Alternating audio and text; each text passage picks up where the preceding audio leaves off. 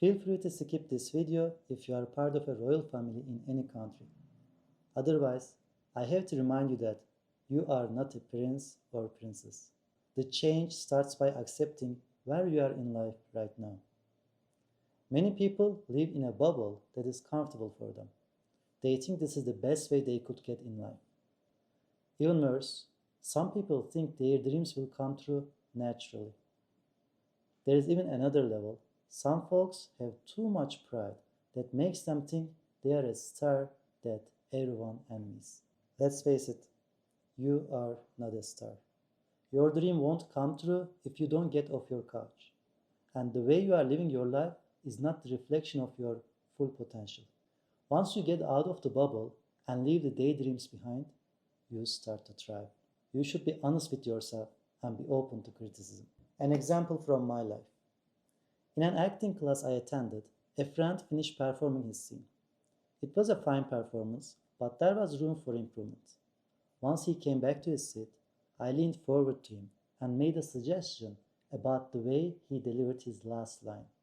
He said he was happy with his performance and didn't want to make any changes. He did the exact same performance the next day, and I made the same suggestion again. And that day, he decided to try out my advice. As soon as he played the last part in that way, everybody in the class burst into laughter and clapped as he exited the stage. He got a compliment from the teacher as well. He was nice to give me credit for that idea and I appreciate it. I was also happy to see a classmate doing better. He opened himself to suggestions and got out of his bubble. The result was satisfying for both him and the audience. Going back to prince and princess situation. Just like you were not born with a golden spoon in your mouth, you were not born with a future destined to fail neither. No matter what conditions you were raised in or you are in right now, it's in your power to change your life. Oprah Winfrey. She spent her teenage years in rural poverty and she got sexually abused by family members. When she was 14 years old, she gave birth to a son who died shortly after. Despite the struggles she had early in life, she managed to become one of the best TV stars and one of the richest women in the United States. Another example, Eminem.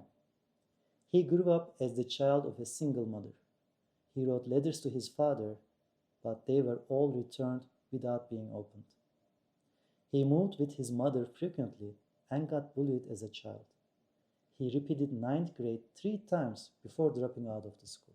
Both Oprah and Eminem changed the direction of their lives dramatically. Earlier in their lives, the successful people were the dreamers of their current success. I will say it in another way. Think of a massively successful person. He or she once dreamed to have that much success. Because you cannot achieve something you cannot dream of. But is dreaming good enough to get where you want to be? Here is another question. Are you a dreamer or doer? Nobody cares about what dreams you have. Like, nobody. The majority of the people don't say this to our faces. We think they are impressed by the dreams we share with them, but they are not impressed. Don't get me wrong. It's a beautiful thing to have a dream. As an old saying states, if you don't know where you are going, you will always miss the mark. So, it's good to have a dream. It means you know where you are going, or at least where you want to go. However, if you don't take action to get there, your dream has zero value. Examples. You might be dreaming about writing a book, but nobody will be impressed if you tell them you want to write a book. You also cannot put a dream on your resume. And having that dream definitely won't bring you income neither. So, what to do if you are, let's say, dreaming about writing a book? Create a new document, just a simple Word file, and write down the first lines of your book. Now you are doing, not just dreaming.